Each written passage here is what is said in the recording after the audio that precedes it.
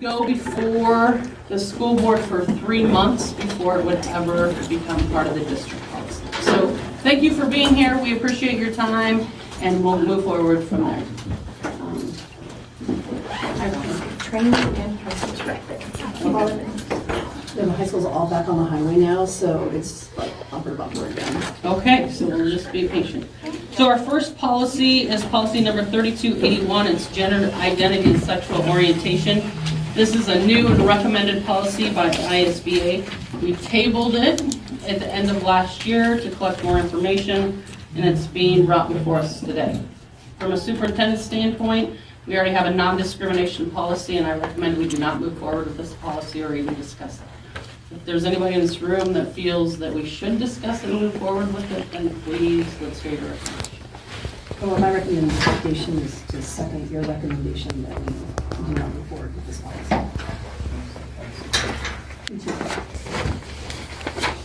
Is there any further discussion?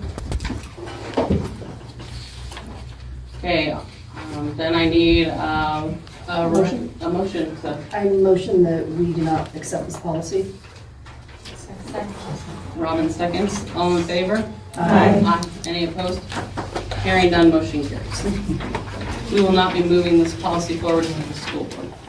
Our next policy is 3295. The policy is hazing, harassment, intimidation, bullying, cyberbullying, and menacing. It's a required policy following the laws. So at this point, I need a motion to discuss. I move that we discuss policy 3295, hazing, harassment, intimidation, bullying, cyberbullying. Do we have a second? Second. Ready? Okay, open for discussion. So one of so listing where you can't haze, harass, intimidation, bullying, it's all not on school grounds, not on school property, not school buses, school stops, or any other sponsored events or activities. And then also on electronic devices, which makes sense. And then it also includes at locations outside of those listed above. And that language right there is a bit concerning because I'm wondering if it's extending outside the jurisdiction of the school district. And of course we don't want hazing or harassment anywhere, but it's just, could that apply to other things in the future? This would be like team meetings, like if there was a team dinner, or if a club was getting together at AJ's to go bowling and things like that. It's like all encompassing. So if it's a school sponsored thing that happens, even though it's not on school grounds or on a school bus, that's where it would apply. And sometimes things happen outside of school that have a great impact while in school too. So they could be like, oh, well, it was at AJ, so it shouldn't matter. But in theory, it's like, well, no, it greatly matters because, you know, we had students now duking it out in the parking lot because of some dumb comment that was made. Or what line were you looking at? 13. Yeah, it goes from 12 to 13. So if it were like, if there were bullying going on at AJ's, could disciplinary action be taken by our school district? Only if you read the following. It says reasonably expected to materially and substantially interfere with or disrupt the educational environment. So say this happened Friday at the team dinner or something, but Monday in school they're still fighting over it. Even though it started there, it's impacting the educational environment. Okay. And so another example would be last spring when the PE class went to AJ's for bowling. There was an incident that occurred. We had jurisdiction over that school activity that was happening at AJ's, even though it was off campus. Yeah. Just by way of clarification now, 10 and 11 say at school sponsored events and activities. So doesn't what we're talking about already get folded under that language right there? Yeah. Is this just giving us a little more leeway over something like a field trip or? And really the only thing that's different from the policy we have right now is the highlighted yellow. So we have most of this. So the yellow on say 14 is just clarification that it has to disrupt the educational environment. Okay. So these are just more clarifying. So it actually kind of limits what we have now because it more clarifies that it has to disrupt the educational environment. Yes. Good, thank you. Well, it does say to reasonably expect to and then interfere with or disrupt. So if we take out the reasonably expect, then make sure that it definitely is affecting school Is that something that you guys would agree with? That, like, yes, it would translate back to being at school, affecting the environment. So it would read, this includes actions on school grounds, school property, school buses, at school stops, at school-sponsored events and activities, and through the use of electronic technology or electronic communication equipment, on school computers, networks, forums, or mailing lists, and actions at locations outside of those listed above that can materially and substantially interfere with or disrupt the educational environment of the school or impinge on the rights of other students at school. Well, if we want to be like proactive on a situation like that, I think having that reasonable piece, like reasonable expectation in there, you know, because we don't want it to get to that point at school. Well, definitely. So it would be, I think, having the reasonably expected in there gives us the opportunity to prevent it from interfering. You know what I mean? Instead of saying it has to get to the point where it interferes first. Yeah. Well, I'm trying to think of a good example, like if there was like two boys that got into a fight, like at jiu-jitsu or even at like the fair the week before school started, and we were made aware of it because of, you know, that parents reached out to us and they just said, hey, just so you know that there's this, there was this incident that happened this summer that, you know, it might lead to more, and so preventably, like, we could have things in place like a no contact order between those students where it doesn't necessarily go on like a permanent record and it's not admitting any fault and it's very clearly outlined, but it does give us that jurisdiction that says, hey guys, we're going to play nice while we're at school. Because of the history, even though there's no school discipline involved with it at that point, but just a clear understanding with kids and parents. I suppose if it were proven, then that's. What's nice now with social media is like kids really like their audience, so there's a lot of footage, so it's not so much hearsay. A lot of it, they're either texting each other or they're videoing it, so we have good evidence that would support something like that, I would say. Any other discussion on this policy? I had a question on line 43. It says, and on the form provided, but I did not see the form attached. It's provided by the State Department, so Okay. it's an IC upload now. Okay. So that's why they added the State Department. So we have to report any of these incidences. Not names, just incidents. Okay, I need a motion on this policy, either to approve as worded or legitimate. I move to approve policy 3295, hazing, harassment, intimidation, bullying, cyberbullying, and menacing, as presented. Lisa. All in favor say aye. Aye. Any opposed? Hearing none, motion carries. Mr. Nabs, are you wanting to join us, or? Sure. Sorry I'm late. Bus duty.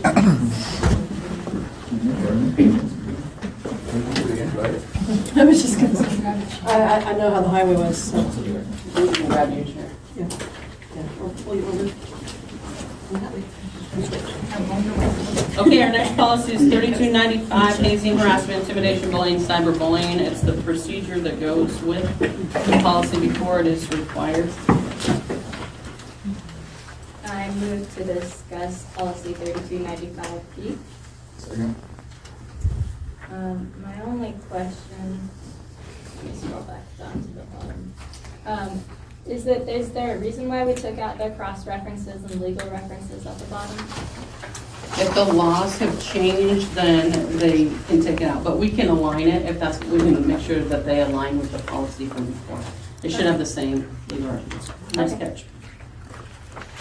On number 6 on mine, well, somewhere in the lines of 55 through 57, it lists a whole bunch of different things, website postings, blogs, text messages. Can we just include social media in there? Because it's not specifically listed, and that's like the main form of everything right now.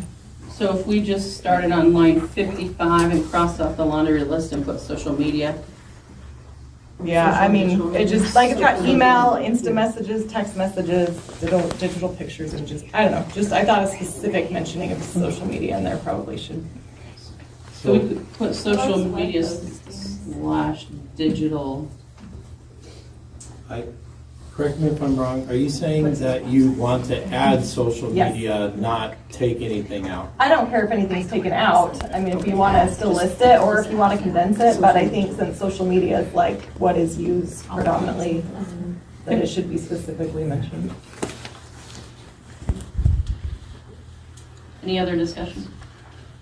On step 2, on starting 129 on page 15, I had highlighted, I just wanted clarification. It's a copy of the notification letter, the daily details of notification to the complainant together with any other documentation. Incident, including disciplinary action taken or recommended, shall be forwarded to the superintendent or their designee. Never mind, I clarified that myself. I was reading that, never mind. Take on it. Okay, the only other thing I had was on line 95 and line 96. It says district's policies and procedures will be included in this, and so I crossed out student orientation material so I crossed that out and I put in the student handbook and posted online so that parents could always refer back to that. So is this meaning that you want this policy typed into the handbook, or can we have a hyperlink? You can have a hyperlink, so it can just have a summary. So later on in the policy, it talks about just having a summary, and then it says the number, and then you can always go on the website and see the full policy. And then the policy, that's the good thing, the policy then is linked to the most current policy. Yeah. Do we know why menacing was removed from this? Some legal precedent or something? Which line are you looking at? Oh, there's a number of them throughout. 102, for example, cyberbullying. I think because it was clarified under the other definitions. It's also removed at the top, and it's not removed in the original policy. The original policy. The original policy still has menacing, but this Right, one takes menacing out of the title. 395P. So I can double check, we can table it if you want me to. Do we need to, or was it work? Yeah. Do we want to add the word menacing back in? Isn't menacing just redundant to intimidation? That's what I was thinking. Yes, but shouldn't it be It's not consistent anything we between need one to and the take. Right, so other? we could say we want to consistently, so take it out from the title. Yeah, either take it out of the first one or put it back in the second one, but it should be the same. Okay, so we'll wait on that. Pam, if you can make that motion after we clarify this policy. Which way? Well, okay. Okay, so I need to hear a motion on either accepting the suggested or staying with the original policy. I move to accept 3295P with the suggested changes. Second. Does that include adding the word menacing back in? No, it means taking it out, or leaving it as is. And then we'll take a motion in just a minute. Got it. Okay, all those in favor say aye. Aye. Any opposed? Hearing none, motion carries. Okay, so you need to have a motion to go back and address the last policy. Okay, so I'll make a motion to remove the word menacing from policy 3295.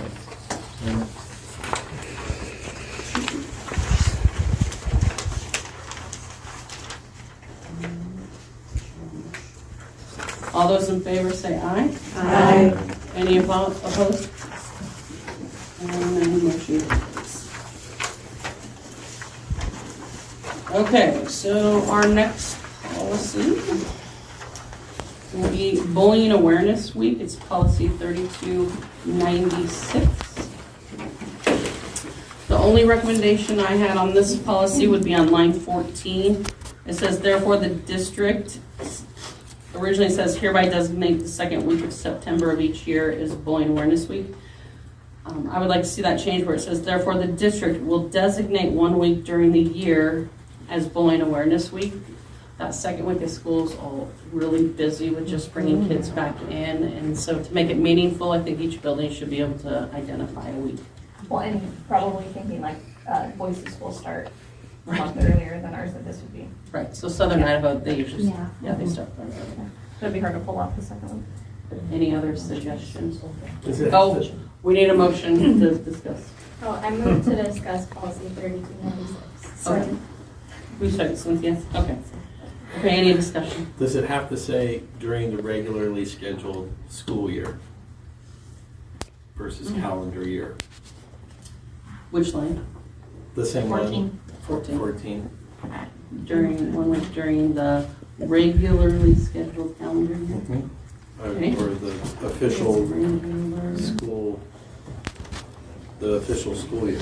In other words, a school can opt to do it In summer. in July. Yes. Yes. Is it October bowling? Yeah. Yes, it is. Yeah, okay. So the goal was Sounds like we to have a try, yeah, the goal would be to try to align it with the units identified from the curricular meeting on Monday. Okay. I move that we accept policy 3296 with the suggested changes. All those in favor? Any opposed? Hearing none, said motion carries. Okay. Our next policy is policy 3300, drug-free school zone. It's a recommended, it's a required policy that we are a drug-free school zone, so. Motion to. I moved to discuss policy 3300. Second. Who seconded? Patty? Okay. And the only suggested revision is to add tobacco products into the list of drugs that are prevented. Which line? 15. Right, so the as printed? Okay. I would like to change the verbiage, we've done this on some of our other policies on line 8, to prevent drug abuse and to help those who abuse drugs by education. Help. Nikki, and to help Those who abuse drugs.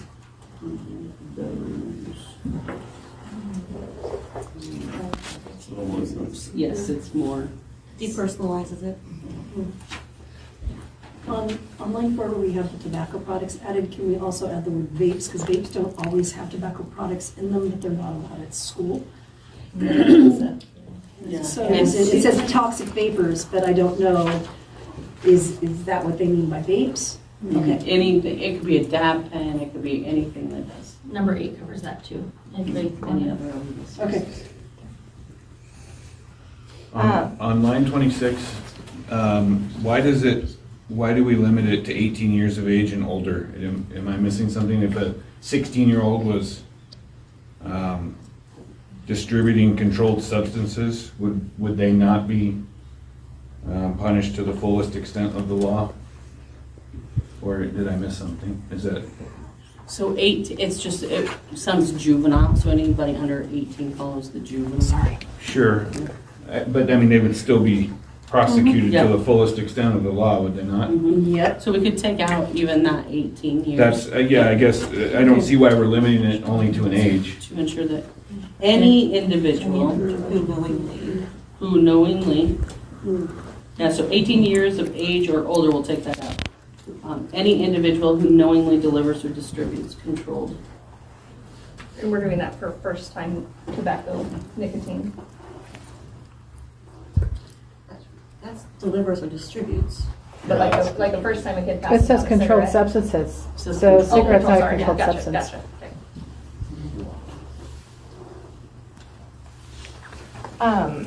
So I'm just curious how this jives, because we've got the 1,000 feet with like the gas station in Badger. They are exempt through a city ordinance So it just doesn't apply because they have the exemption. as long as they're on their grounds. Okay. No, we fought it when it went in. I know we did. I was just curious how, like, if we can have that in policy if it's not, but I guess, do we need to put in there something about, except for exempt? I would not, because Okay. that law supersedes ours, so we have Right. school district policy, so Right. then that Right. law supersedes us. Okay. And then line 29 just sounded a little bit, let's see. The superintendent shall prepare guidelines for the identification and regulation of drug use in the schools. just sounds kind of weird to me. Just like that's just a little off. I don't know how to reword that, but I know we're not saying like that you're regulating the drug use in We school. really don't want to. So I don't know, maybe we just need to rework that a little bit. Prescription drug use, Right. is that a better way? Because we do have like procedures if they have a prescription Right. that they have to follow and it's Right. all documented. Right. We have to, yeah. It was just, So just we might say the superintendent shall prepare guidelines for the identification and regulation of legal prescription. prescription. Recreational? But this is recreational. Yeah, this is all recreational. This is a Yeah. prescription. So recreational That's a different use? policy. I know, but I think he has a good point. He's Well, I think we saying need to I'm go- going to regulate the drug use. Yeah. So it might be. Well, I mean, if you read the rest of the paragraph, I think what it's saying is you're gonna identify and regulate the control of drugs not being used in the school, maybe? Based off the rest of the paragraph, but it just doesn't read that So way. do we need to add the word of illicit drug use? That clarify that we're not talking a student who has a prescription drug that's following that plan, that this is It illegal is on, drug use. it is on line 31, it says illicit drugs. Yeah. So we could just put illicit drugs in there again, just to clarify in the topic sentence. Right. Illicit drug use in the school. So then the sentence would read, the superintendent shall prepare Yeah, I guidelines for think- the identification and regulation of illicit drug use in schools. I think it's just, the word regulation. Like the identification Or just prepare and guidelines. guidelines would work, yeah, but regulation, well, yes. Prevention. Regulation Prevention. doesn't. Yeah, that's good. Regulation Prevention was works. good, like regulating it. Right, exactly. Yeah. We're not regulating it, we're preventing it. Yeah. So the superintendent shall prepare guidelines and prevention of illicit drug use in the schools. For the prevention. Well, you still want identification in there, right? For the identification and prevention. Can you just take regulation and make it prevention? Right. Yeah. And Yeah. that's fine? Well, fine, plus adding illicit. Illicit, yeah. Yes.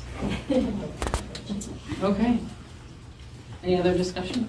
Okay. I need a motion.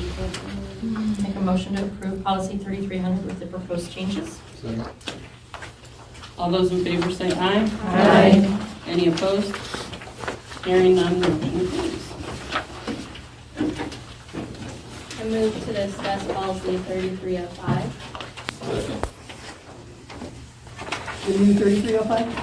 Yeah. Okay. That was 3306? Just making sure, Do okay. you want to hear a second? Second. Mark, okay.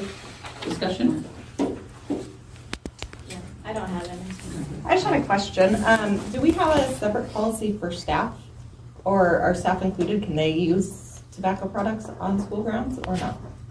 Technically, you're supposed to be off school grounds at least 1,000. So do we have a separate policy within staff guidelines about that? Or can we include staff in this policy? This policy is just for students. Right, it's So for this students. series, the Right. 3,000 series, is just students. Right, And the that's what I was 5,000 curious, series. so- So I'll double check Okay. on the 5,000 Okay. series. Okay. I move that we accept the new 3305 policy. Is there a second? Second. All those in favor say aye. Aye. Any opposed? Hearing none, motion. Okay, our next is gangs and gang activity. It's a required policy, or we have to have a policy in place. So, I move to discuss policy 3305. Second. okay, any discussion? Just a question, I was curious, why did 2 get stricken out, and changed to 3? Is there some kind of delineation there, or is it not considered Are you gang on line activity? 8? Yes, on line 8. It's just a number of people to make it more than just a couple. It's 2 is a pair and 3 is Yeah. a gang. I mean, we can take, we can take the number out. No, I guess I was just curious, but, I mean, if 2, young men were deciding to call themselves a gang, Right. is that not a gang I by think they'd be legal definition or accomplices at something? that It follows so I just looked it up real quick, it follows the federal definition of gang is used by the Department of Justice and the Department of Homeland Security. Okay, that's what I'm, 3 or more. Interesting. yeah, And, 2's a pair. yeah, it'd be twin day. Good question. But it's an excellent question. I move to accept policy 3310. Okay, Mark, I got you again. All those in favor say aye. Aye. Any opposed? Hearing none, motion carries. Okay, our next policy is 3320. It's required. It's substance and alcohol abuse policy. They have some policy. Discuss policy 3320. If you notice, just going back to Brian, if you look at the cross references and the legal references, when we get Okay. changes in policies, Okay, they follow those legal references. gotcha, thank you. Mhm.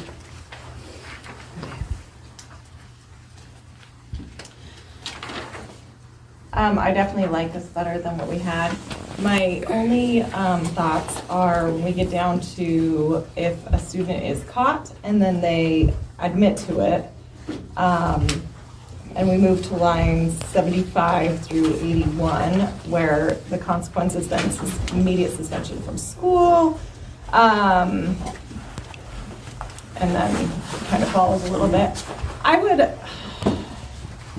I personally would move more towards going the same direction we would if a student came forward with it without getting caught at all. If they're willing to admit to it, that we don't suspend immediately, but that we do counseling or we do other, not disciplinary, but more helpful methods. I don't know. So in line 20-day 76, suspension and they... on line 76, I marked that as 4. The current policy, I believe, says 1 week. So moved it to 4 days, then we have time to intervene and talk with parents. And then this policy, this is one of the reasons we're redoing this policy, is because then on the next page, when you look at lines 83 through 94, we've had to redo our athletic policy, our handbooks, everything. So I was thinking on line, you go to line 91, where it says, if the investigation shows that, more likely than not, the student used or was under the influence of drugs and or alcohol, a recommendation for expulsion may be made to the Board of Trustees. And why I say that is we are looking at prevention and giving students support. We want to break those cycles if it's happening. So using the word may, and then, but keeping the rest. So if we were to make that as an expulsion, so maybe it was a combination, drugs, alcohol, weapons, there's lots that goes. We have a whole threat assessment protocol that we use with kids if this was to happen. Then it's an option for us, but it's not a mandate for us. And I agree with that. And I think maybe a recommendation, let's see, because may isn't in there right now, right? You were saying so it'd be a change. I would say a recommendation for suspension or expulsion may be made to the board. And then saying, back on number 5, the student may be suspended from school. Because that's fine if we leave that as an option, but I think that should only be an option if we can't utilize other options. And I would rather encourage the students to be honest when they're caught, and if the consequences are just almost as severe as if they don't admit to it. It says may be suspended. It says the student will be immediately suspended from school and, depending on the circumstances, may be suspended for up to 20 days. So usually for that day, we do suspend it. We call parents right away, so the parents, they have to leave with their parents. Okay, so will be immediately suspended from school on that day, specifically to that. Or immediately sent home. Or immediately, something. So when a student's impaired, like they have to go home Absolutely, that day. yes. Yeah. But then for some students, like if parents both work and we can facilitate it and we're not like worried about a repeat offense, like we do offer in-school suspension, but they're under like close supervision so that we're preventing that. The one thing that we were asked to consider today is that if it's a first-time offender, and this is only for, I would say, tobacco and alcohol, that we are not automatically deferring to law enforcement so that kids mess up, but what we will do, we're still holding them accountable. They'll have a school consequence, but then we're trying to get them support and community service, but we're handling it at a school level. Okay. If they're a repeat offender or if it's drugs, then we are referring, or we are involved in law enforcement.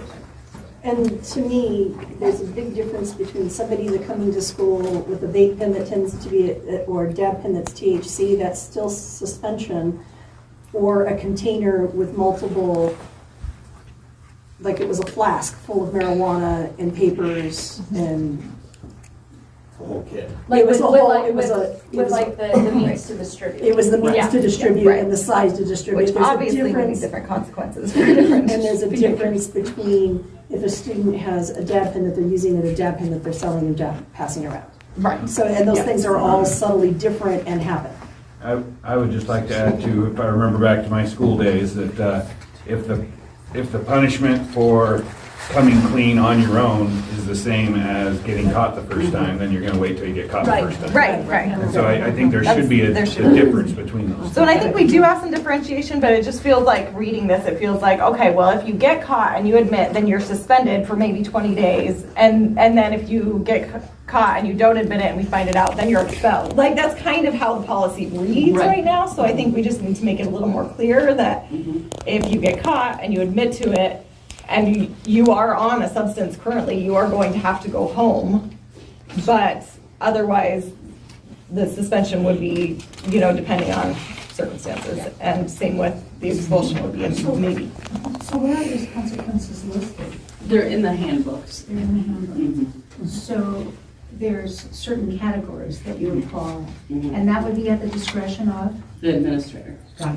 If we were going to wordsmith 5 a little bit differently for the sake of clarity, one way we could do it is the student will be immediately suspended from school, period.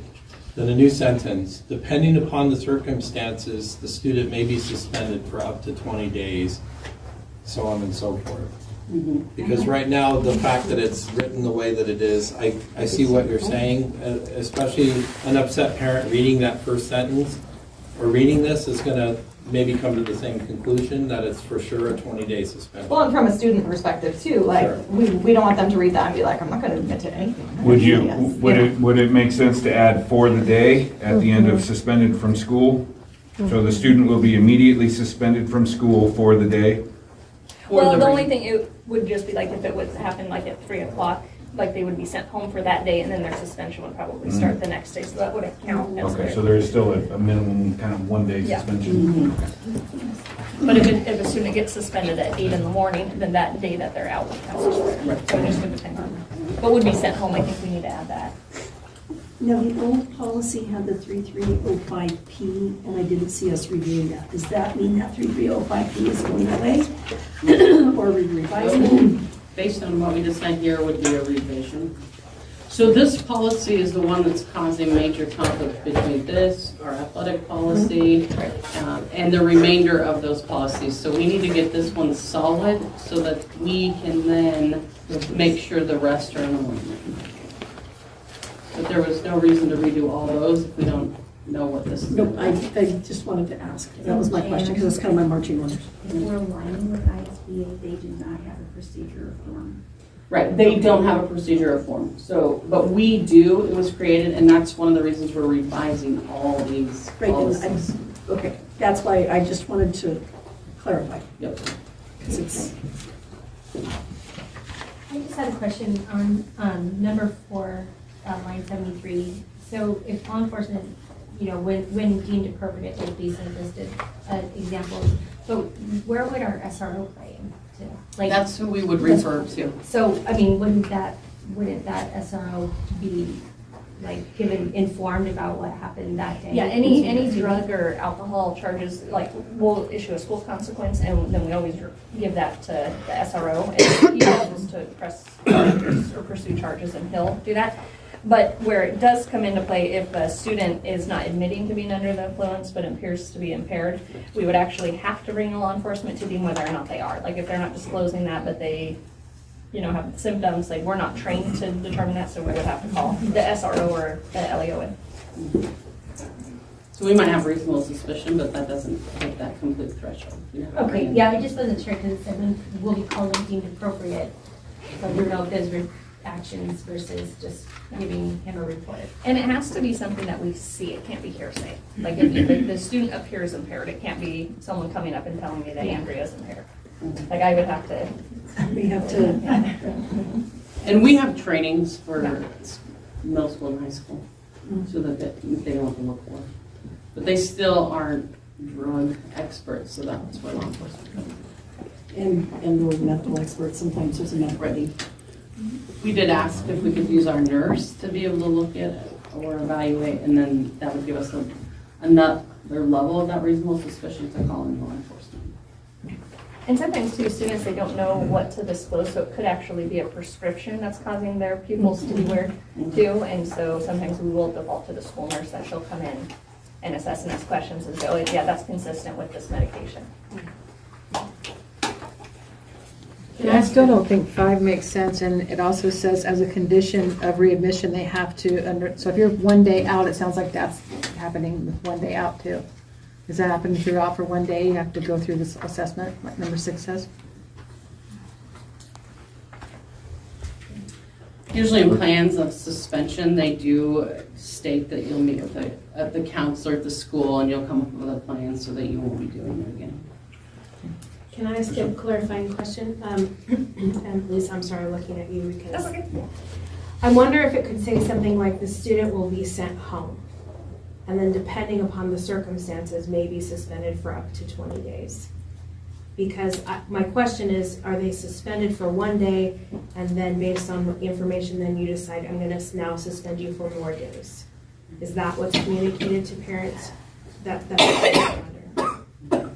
It depends. So it really depends.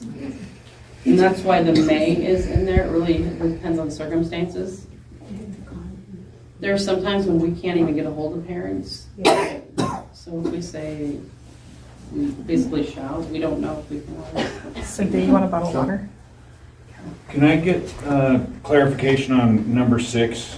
It says the student and parent will agree to undergo assessment and counseling. Does that mean the student and the parent both undergo assessment and counseling? Or does that mean the student and parent agree that the student will undergo assessment and counseling? The students. Okay. We cannot make parents. Well, you can't even, they want their kid back in school. I suppose, right? And parent will agree the student. There you go.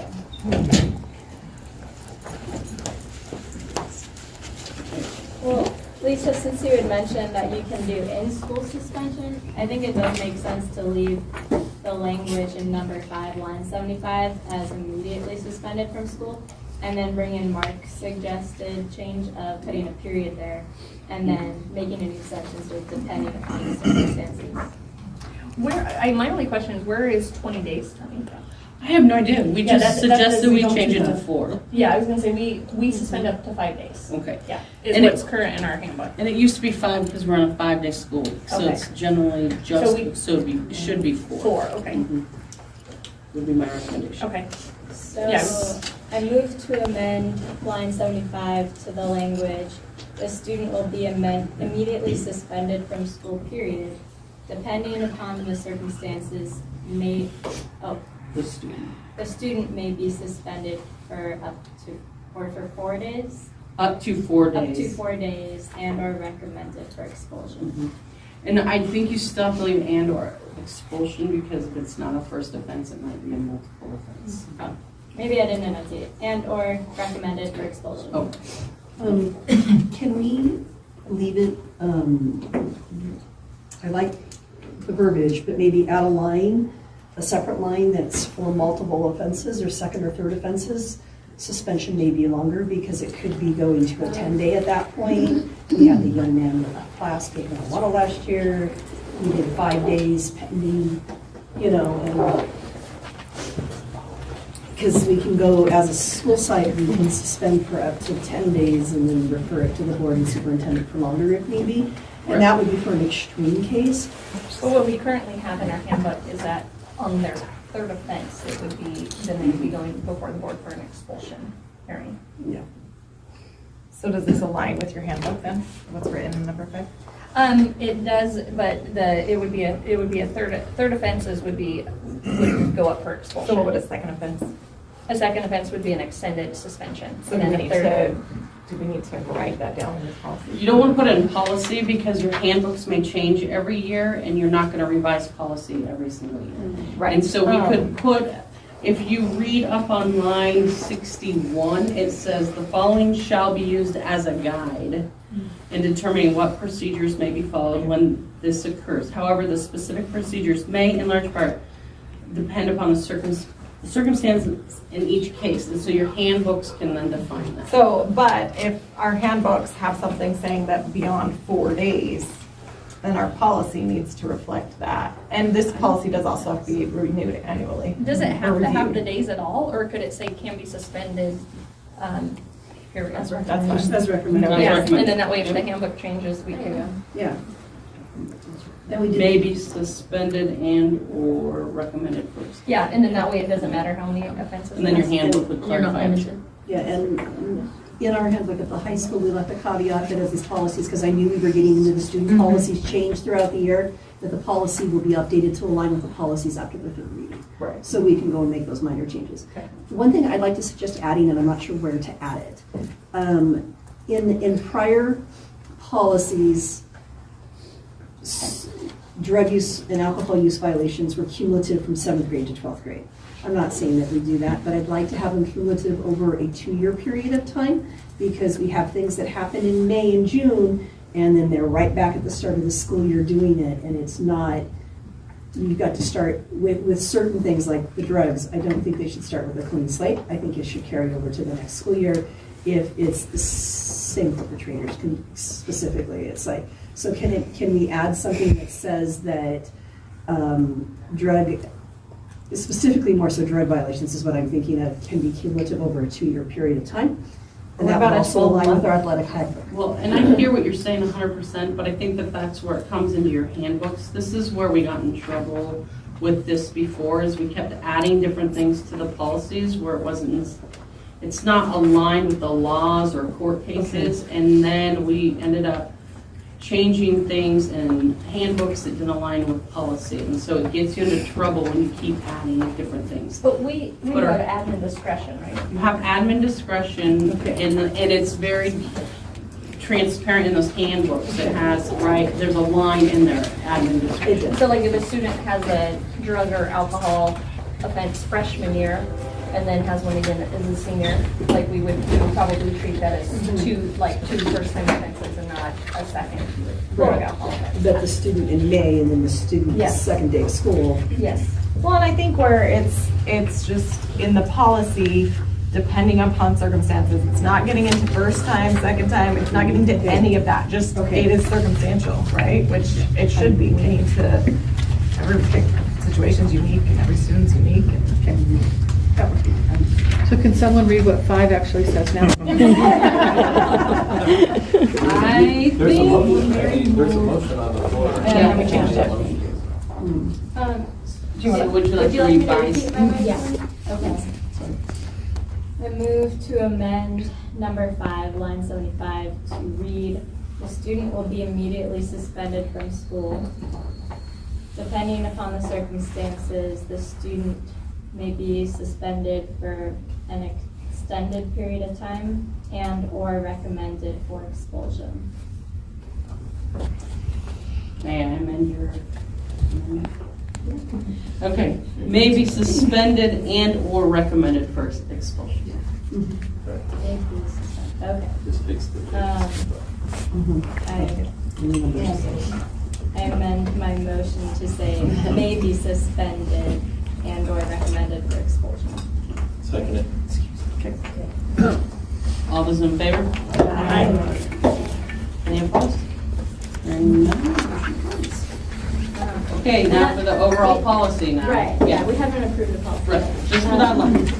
Do we need to put somewhere at the end of this, like, refer to your handbooks for the procedure, or is that said, or is it not that? Well, we could say on line 100 where it says the board shall review this policy annually. Please refer to student handbooks for more information.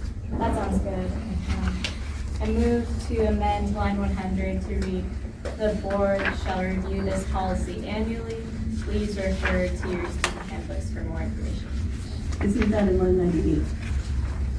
Oh. Per information in the Okay, student then I handbook did and miss original it. means. So yeah. I retract my motion. Sorry. Now, was someone, did you mention bringing up something about whether a student admitted, like having a, because right now how it, we're, right, like it would be like if a student admitted to it, it would be a lesser of a suspension or something, then Right, and that's what it said earlier, and That I think that line 5 that we just amended provides for a more severe Okay. punishment than someone who comes clean. Well, students who admit it without even being caught is all covered, isn't that all covered in the first couple paragraphs, or is that separate? Yeah, 21 through 33. Thank you for checking. Student discipline, right? Oh, I move to accept policy 3320 with the changes. do I have a second? Second, Mark. All those in favor, say aye. Aye. Any opposed? Hearing none. Okay, we are on policy 3330, student discipline. I move to discuss policy 3330. Second. Any discussion? Okay. First of all, why are the, everything after 21, that is all crossed off? Well, except for 30 apparently. Is there a reason? Are they grouped into something somewhere else, or? They feel like they're grouped under or they're aligned with other policies that we have. Okay. It's just taking away the definition for truancy. Yeah. Well, no, I'm talking about like 21, 22. battery and burglary and assault and arson and false fire alarms and Oh, explosives. you're not on line 21? So starting on, sorry, not line 21, number 21, line 79, all the way to 107, basically, it's all crossed off. But I didn't feel like they were specifically mentioned in the other things listed, so I didn't know if they were kind of. Could those all fall under incorrigibility? Is that, could they, I don't know. Wouldn't say so. Arson is encouraged. Well, and some of them are legal. I mean, if you look at like reckless driving, if you read the policy then further, it says here are traditional disciplinary measures, and then it says here's alternate disciplinary measures. So in other policies governing these, we may not be able to do those alternate routes. So defiance, extortion. Well, and I mean, clarifying. all of those are, like you said, just illegal in general, so I don't know. Well, no, they're not, because we've got like public displays of affection and, but.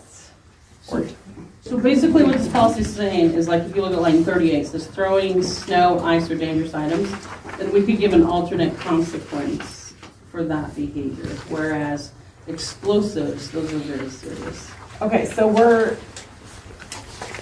are these all covered in other policy then? All the arson? Yes, once we get through the whole policy. Okay. So it's only trying to keep the things that we could have more fluidity on consequences with.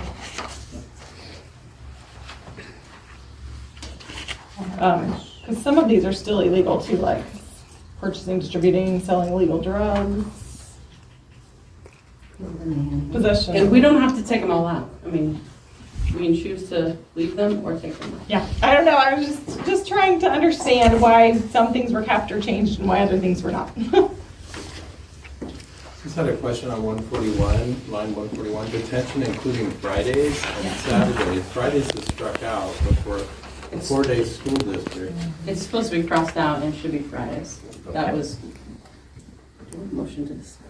Yeah. Okay, so it's Fridays. Yes, please. Change it back to Fridays. Please. That was my big concern. You don't want to come to Saturdays and monitor detention? No, I don't. I already do Friday school. I really want to come on Saturdays as well. Okay, so to clarify, that'll read detention including Fridays, and then there won't be Saturdays. Okay. Because you have Friday school. School. Robin, did you have? That was it. Okay. Yeah, I just heard you, so I don't. Lines 139 through 48, I guess. I was wondering if we could, I don't know, this is just me. As we read it, it like starts with the worst consequence and kind of goes, I think that maybe like ending with the worst consequence just might read better. So, rather than, traditional expulsion. Yeah, and then you might be like temporary. so just say 1 would be temporary. So yeah, maybe just kind of reorder those more of a grade 8. Not that they have to follow that, but that, we're not going to start with expulsion, obviously. That doesn't belong to. So that's how I answer it. Yeah, but it doesn't change, it doesn't even change anything if we flip it. So, No, it wouldn't. If that's doing it, it's just for reading traditional. it. Like, Well, but if we are gonna flip it, I think number 7 should be closer to the bottom, like referral to law enforcement. yeah, and you can reorder that however you want. I just think that maybe it should not start with expulsion. So take that line And and just reorder those on a more graded. Yeah, I think it's just, I would have a strong opinion on the order too. Yeah, and you can set that order. I don't care what it is necessarily. Lisa, do you want to give an order? Yeah, do you want to write now? Sure. Okay. Number 9, meeting with students and students' parents. Would be 1. Would be 1. Okay. And then my recommendation would be 8, temporary removal from the classroom. Okay. And then 5 would be loss of student privileges. And then loss of bus privileges. Okay. And then detention, including Fridays. And then suspension. Just like, Sorry. okay. Okay. And then, oh, I'm sorry. Maybe before detention, I would want cleanup duty. Okay, just like, so 5 would be cleanup duty. 6 would be detention. 7 would be suspension. Yes. Okay. And then would 10 restitution for damages to full property Be 8. would be 8. Okay. Notification to juvenile authorities and our police would be 7. And then expulsion would be that. So 8. How about 9 would be notification, I think, and 10 expulsion. Yeah. Okay. Julie, I'll do those. Okay.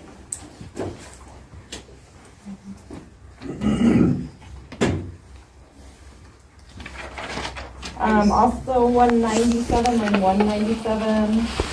I wondered about changing the word shall to may, just because of where we live and circumstances, and I don't know. Right. I feel like that should be something that is, not a given.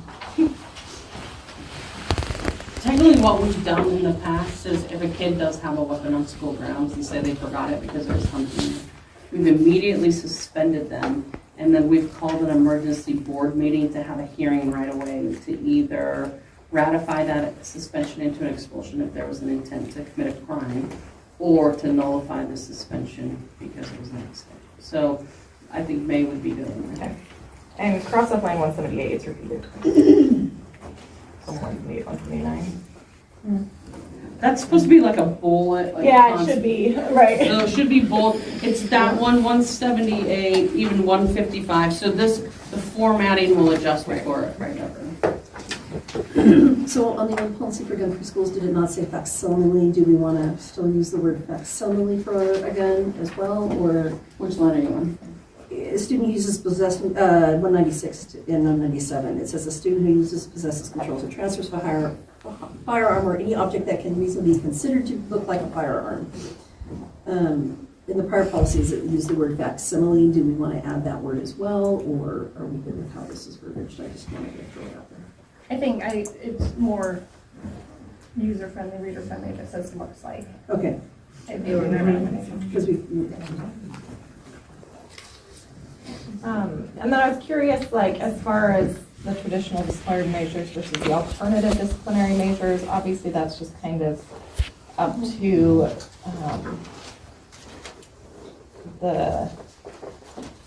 sorry, my brain is not working, it's up to you guys, but I personally would like to see a lot more of the alternative disciplinary measures being used before or in conjunction with traditional measures, and I don't know if we just leave it as is and just. Nikki, what line are you on?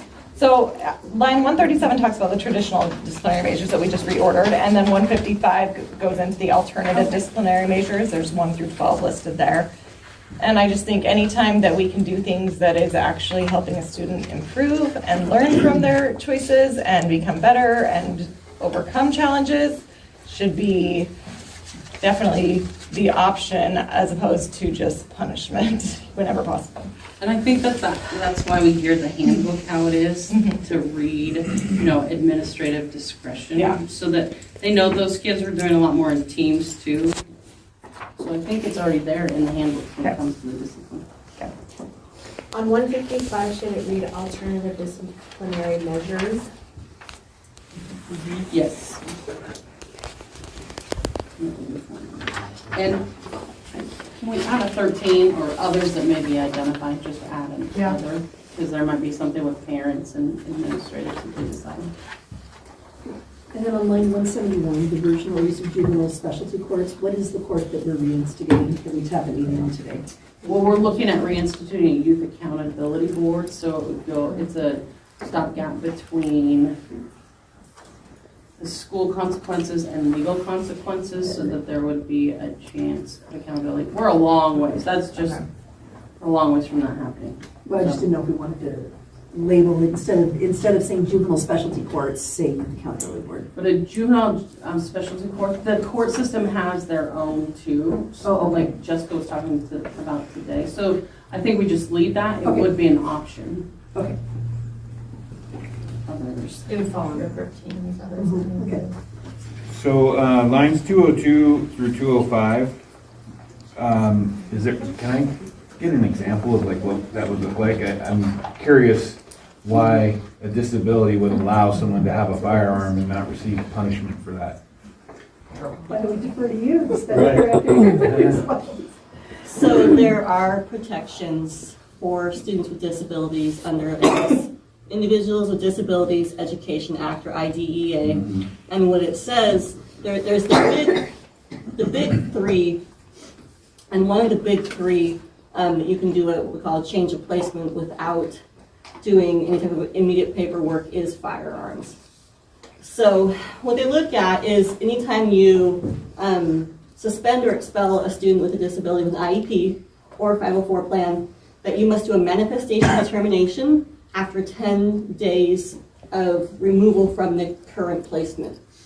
And what that looks at is, did the district follow the student's IEP, behavior intervention plan, and was the conduct in question a manifest of the student's disability? So in a very, very rare extreme, it might be, and I wouldn't think that the student even be in public school, but say a student had a significant, like schizophrenia. We educate students with schizophrenia. Maybe they had a psychotic break and they weren't aware of their surroundings or person. I'm talking this is extreme. Yeah. And they had a gun. But on the more subtle side, student with ADHD, I've had students bring, for example, an airsoft gun to school. And, I didn't even know I had it in my backpack. It was supposed to stay at my aunt's. I was really scattered this morning, that kind of thing. So we must take a look at the situation, the severity of the situation, and does it equate into the student's disability. So it's just procedures that are outlined under IDEA that we have to follow.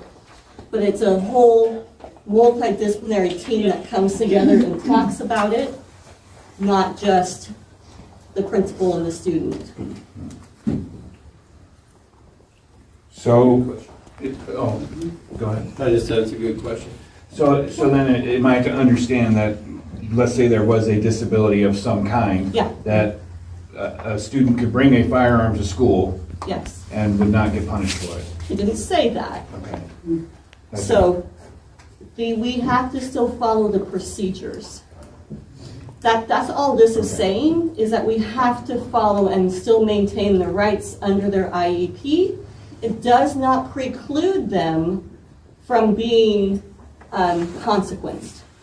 It doesn't protect, it doesn't shelter them, I'm going to use the word shelter, from a consequence, because I couldn't see a situation that if a student knowingly brought a weapon to school for purposes of intent to harm another, that I would return that student to that placement. Right. It's more about placement. Yeah. So we could say the consequences for this behavior, instead of just expelling them and letting them go, we would say you're no longer on school grounds. Your alternate setting is the probation officer, and we have to send someone there to meet their IEP or the goals set forth in their IEP. You can send somebody to an interim alternative education setting, or IAES, for up to 45 days for one of those big three. And it would all depend on if it was proven that the reason they did it was related specifically to the disability. Right. If it wasn't, then. And is that burden on the student and student family to prove that it was related to the disability? No. It is that multidisciplinary team, the IEP team, that must come together, and it's not a vote, it's a consensus of that team.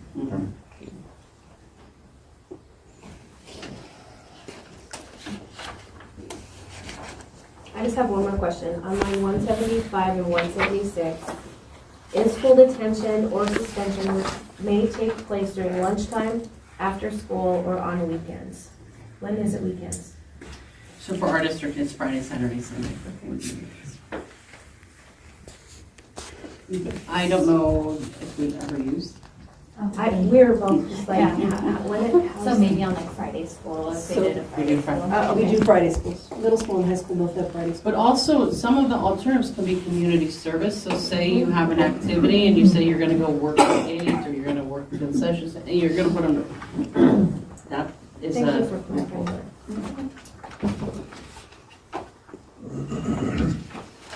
Okay, is there any further discussion? Okay, so we would need a Make a motion that we approve policy 3330, student discipline as amended. all those in favor say aye. Aye. Any opposed? Hearing none, the motion carries. Highly. Okay, I believe that we are. Did we have 3305, was that added or not? Pardon me? An email with 3305 added, or? It was, I thought we already did. Because I was like, this sounds repetitive from what we already, I'm like, I feel like I already did this. Those are the I policies, did so that. I Okay, need a okay. motion to adjourn. I move to adjourn. Okay, Pam seconds. Okay, all those in favor say aye. Aye. Okay, we're adjourned. At Domino's, you can get more than just